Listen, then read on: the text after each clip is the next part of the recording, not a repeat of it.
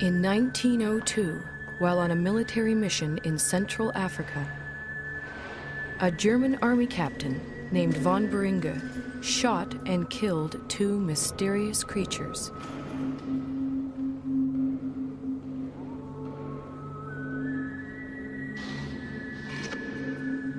He then sent the skull and bones of one of them back home to Germany.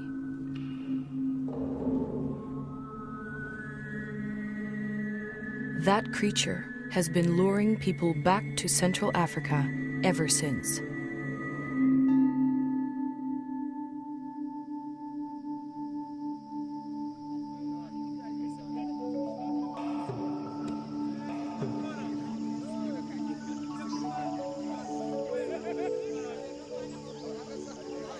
In 1921, American naturalist Carl Akeley made his way to the gorilla's ancestral home.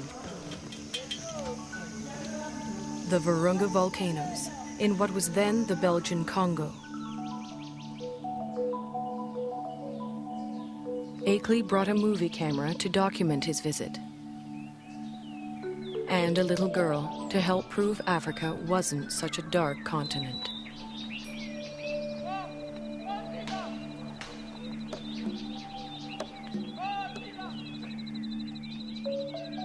But there was much more to Akeley's expedition.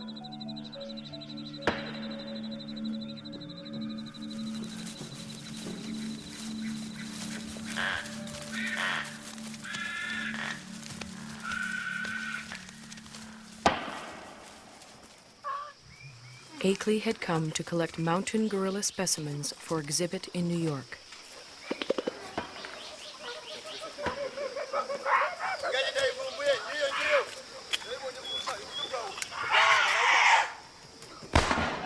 But each time the men stared into the eyes of a dead mountain gorilla, they saw a man-like creature staring back at them.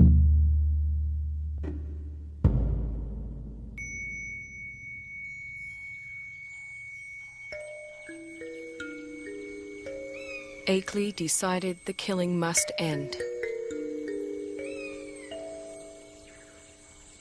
He urged Belgium's King Albert to make a permanent sanctuary of the gorilla's home.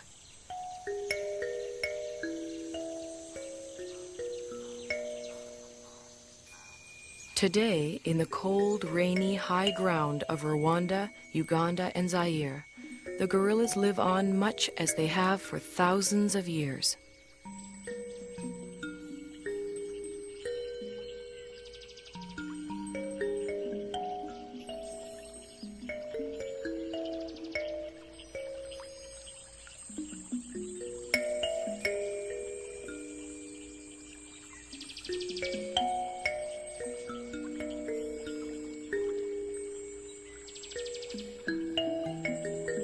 Only now their mountain home is tiny and isolated, pressed in on all sides by people and farmland.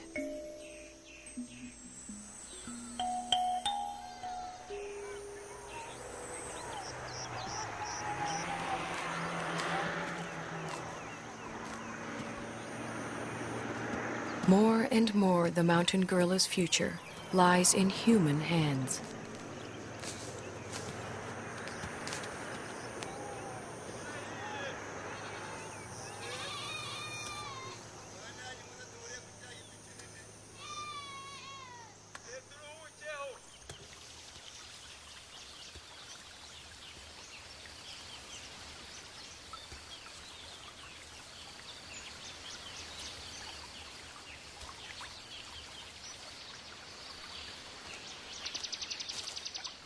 American field biologist George Schaller was the first person to study mountain gorilla behavior.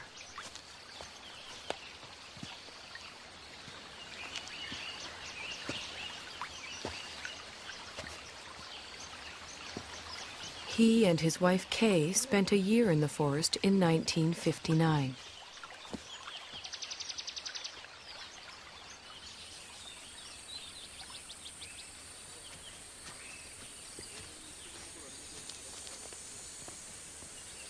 A number of other scientists have followed, among them current director of the Karasoke Research Center, Diane Doran.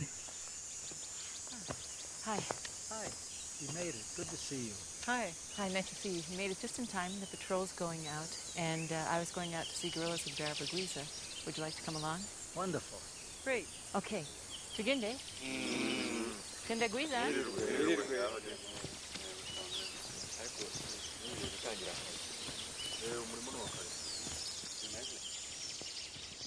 Gorilla researcher Diane Fossey established Karasoke in 1967 in the forest she grew to love.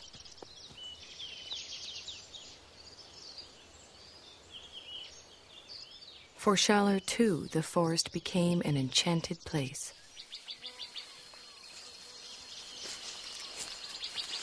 Some of my most magical moments with wild animals were watching gorillas, staying with them day and night. I used to do all my own gorilla tracking. You walk along slowly, you see the broken vegetation, you smell the animals. There's the musty, somewhat sweet odor of gorillas in the air.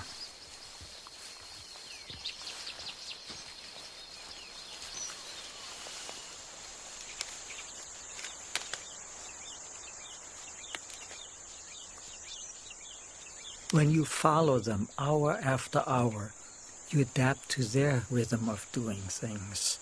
You move at their speed.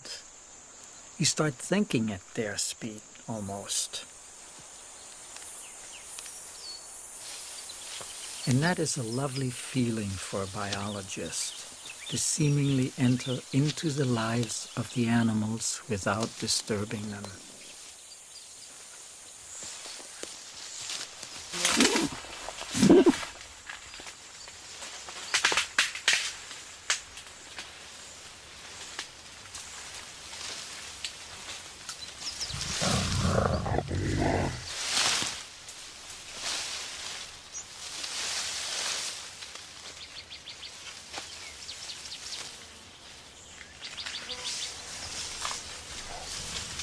When approaching the animals, scientists try not to be too quiet. Mountain gorillas like to know when people are near.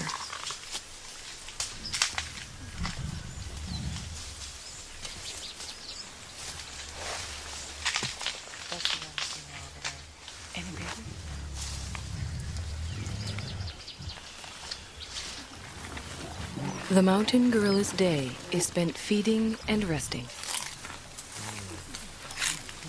Feeding and resting, and feeding some more.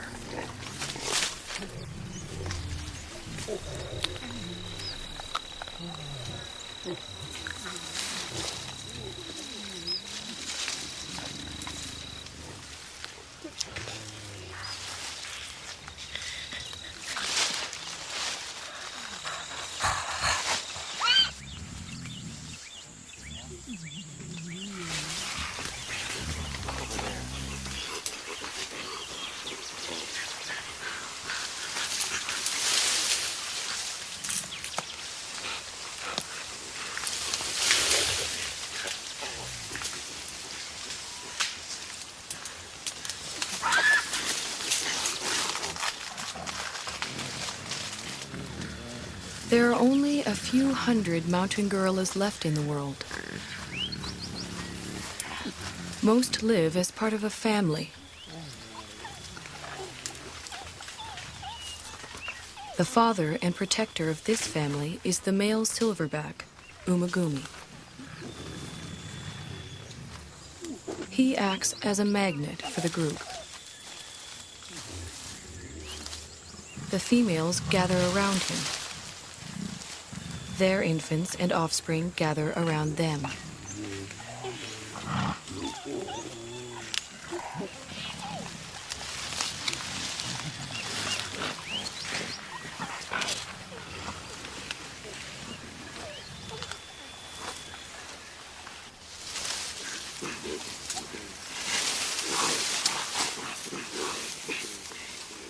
Mountain gorillas are social animals. The closeness begins in infancy. Rarely, if ever, does a mountain gorilla mother let her baby out of her sight.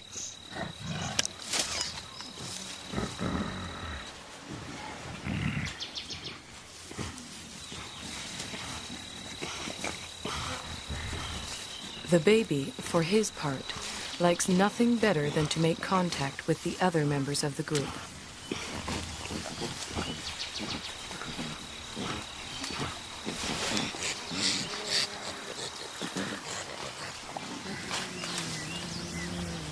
Even when they spread out to begin their daily search for food, the gorillas continue to communicate with one another.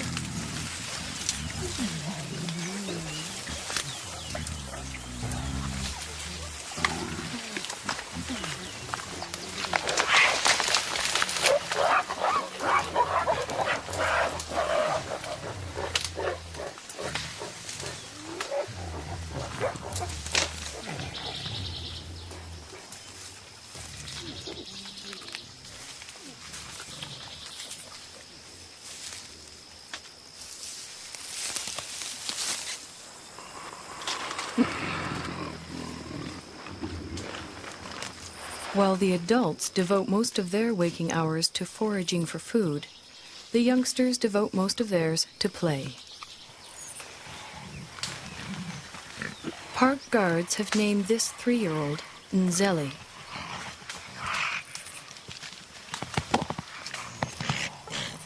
They call his friend Imvura.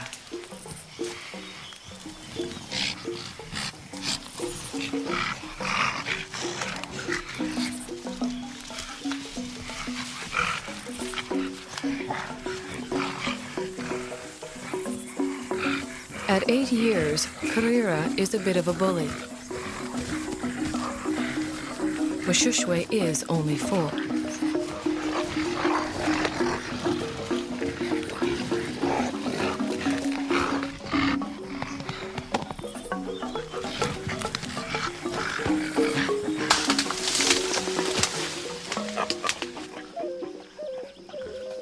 The games they play help the youngsters determine their status in the group.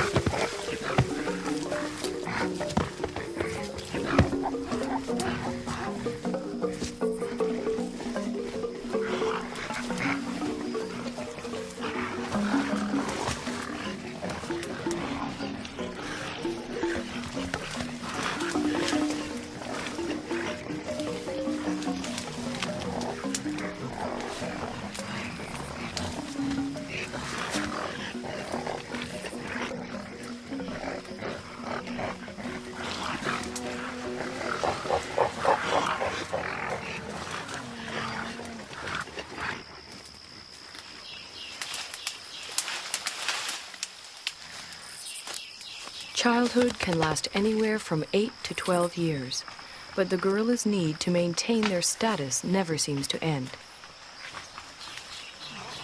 Any opportunity to reinforce the hierarchy is seized upon.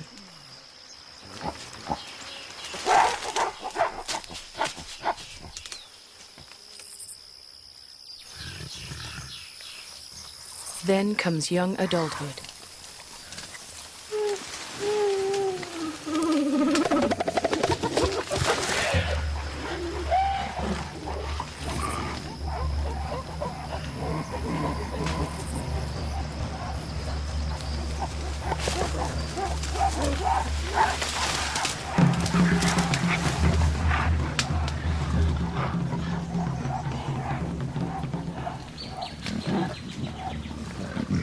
At 13, Intwari has the beginnings of a silverback and his first real sense of the power that comes along with it. He also has a dedicated young male follower.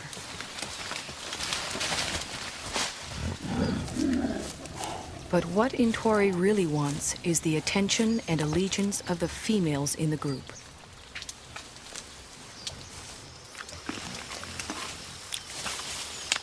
Umugumi doesn't seem too threatened by Intwari's advances towards the females.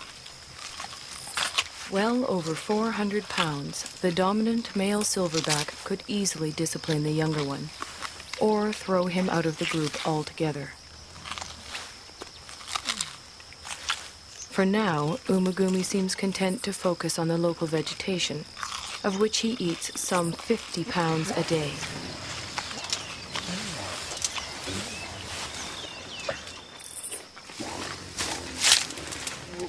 Mountain gorillas are mainly vegetarian, with a few ants and grubs thrown in for good measure.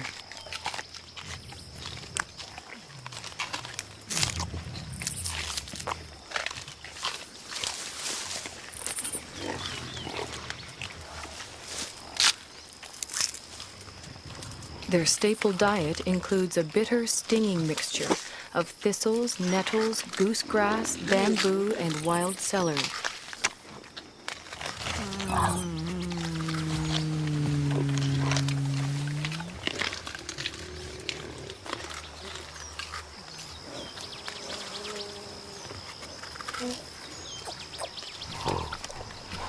Although he has already begun to experiment with the food his mother likes to eat, Abumwe will continue to rely on her milk until he's 3 years old.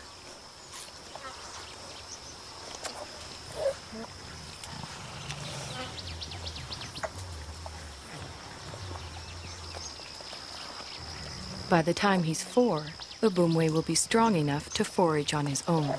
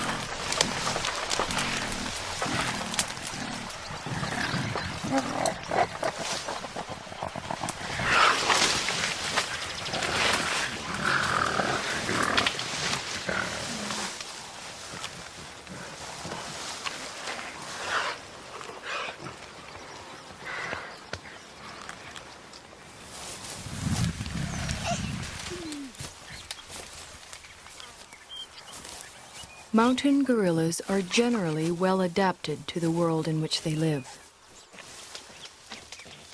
But however idyllic their home may appear, for the youngsters in the group, the mountains hold many perils. Many newborns simply don't survive.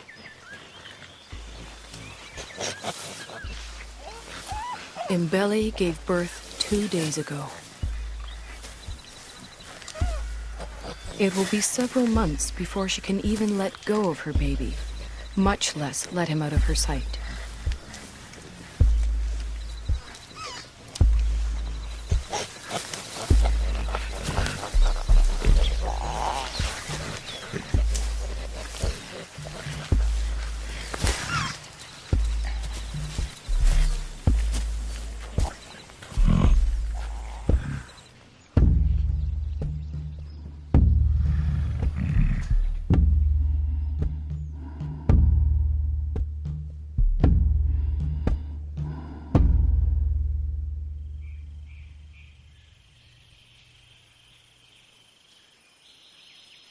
The mountain gorillas are more vulnerable than they know.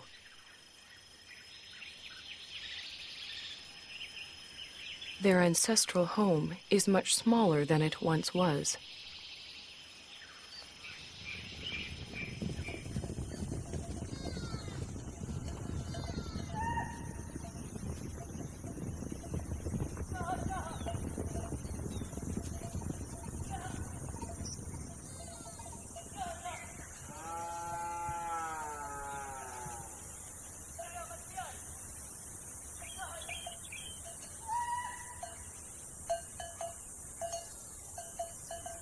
All around them, human activity is increasing.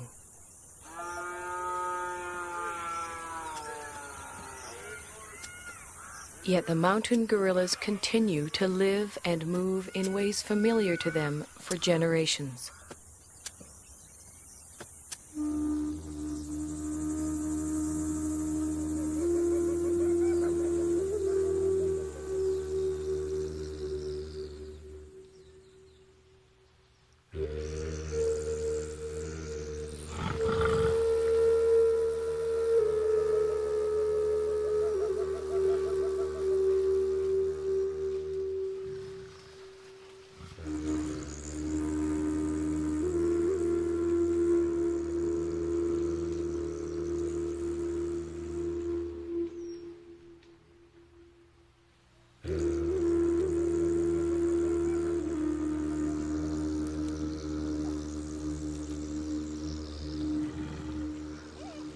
They do not distinguish between thistles and meadows that are inside the park and thistles and meadows that are outside it.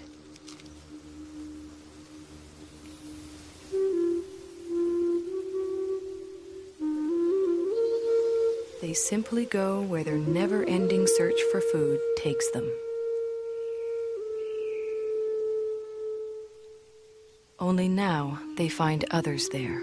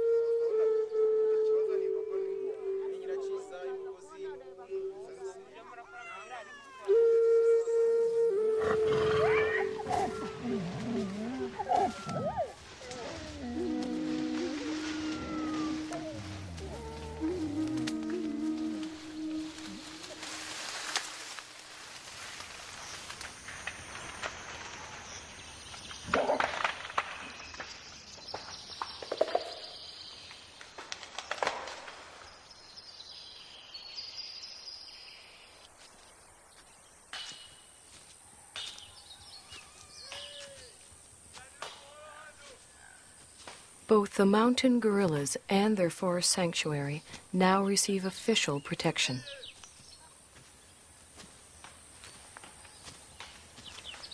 Park guards and anti-poaching patrols go to the forest every day.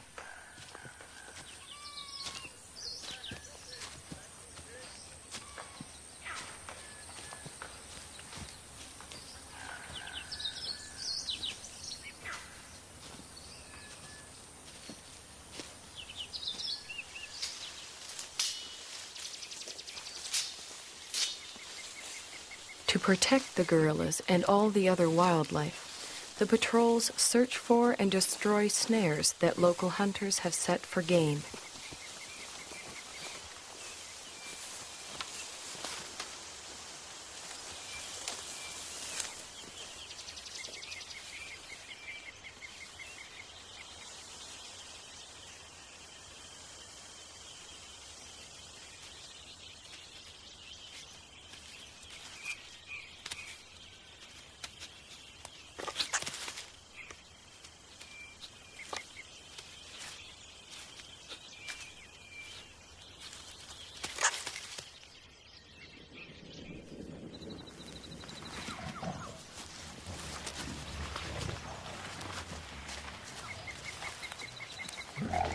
The guards search the forest, checking on the gorilla's whereabouts and welfare.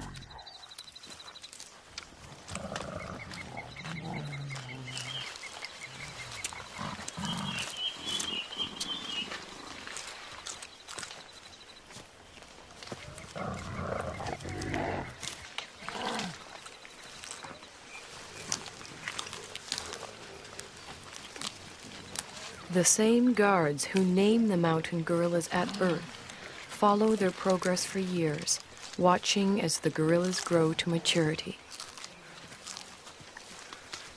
Over time, a close relationship develops, a bond between the animals and the men.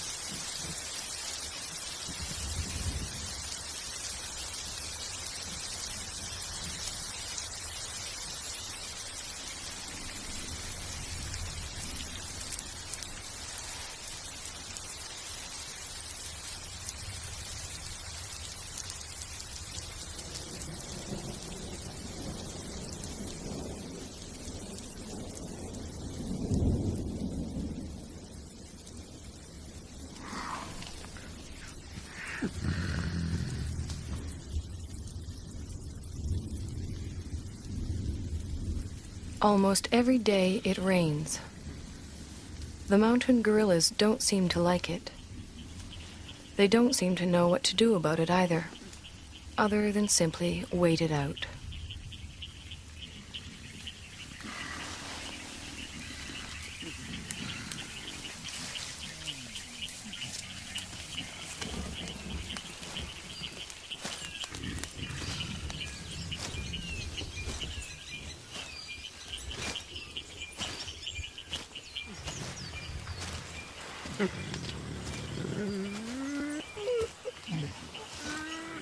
At least the rain provides them with a rich supply of food.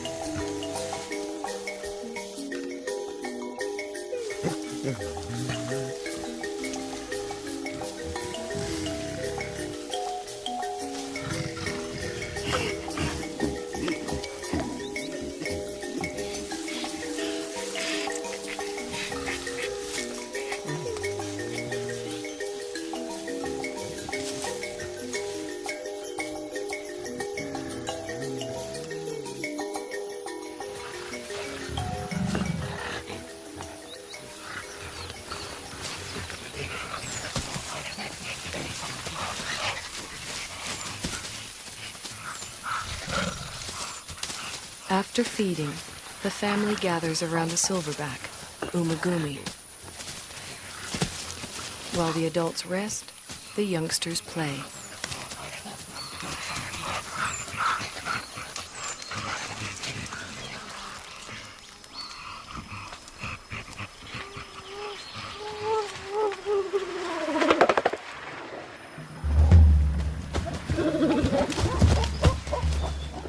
For the group's leading young adult male, it's become much more than play.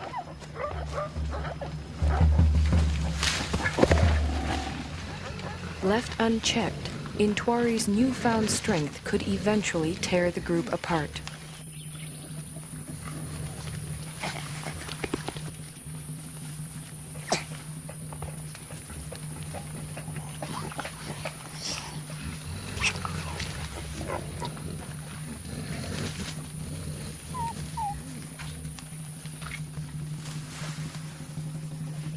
The threat Intwari represents puts females such as Poppy on edge.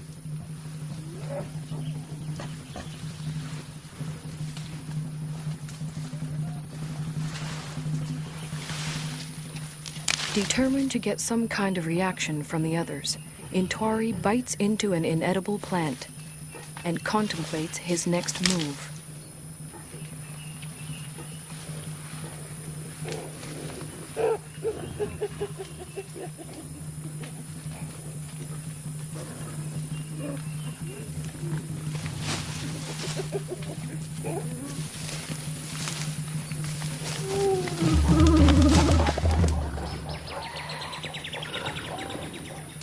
This time, even Umagumi seems uneasy.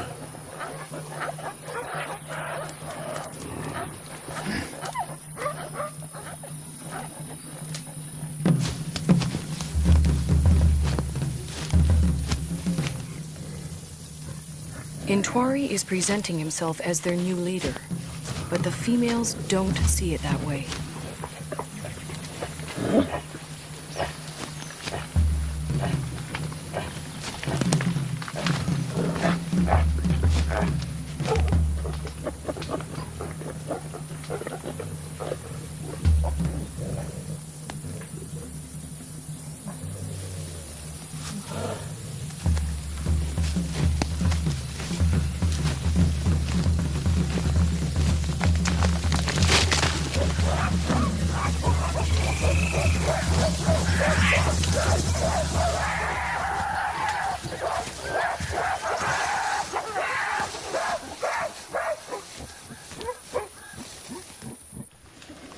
Having forced Intwari out, the group moves on.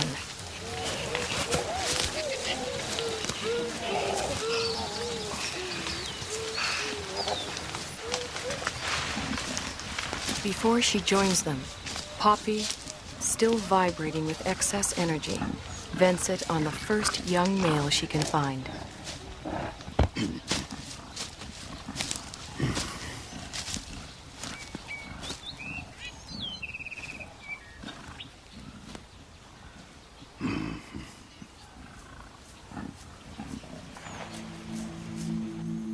To be pushed out for good seems harsh, but what Intwari really needs now is time and space to mature, to the point where he too can have a family of his own.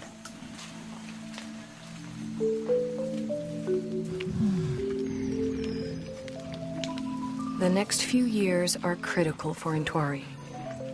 They are also critical for all the other mountain gorillas.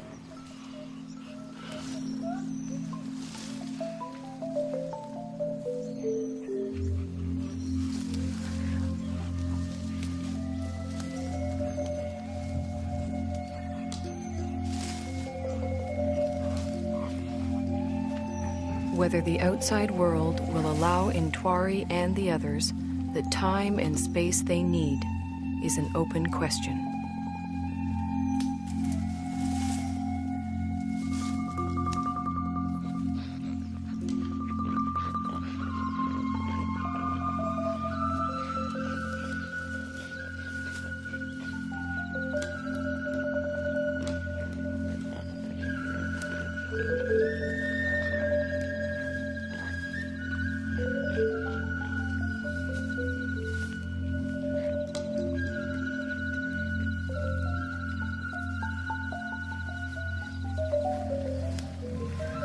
One thing is certain.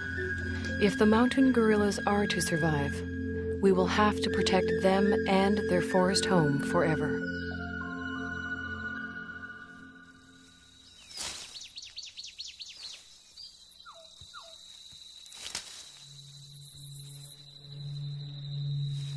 If we ever turn our backs, they'll be gone.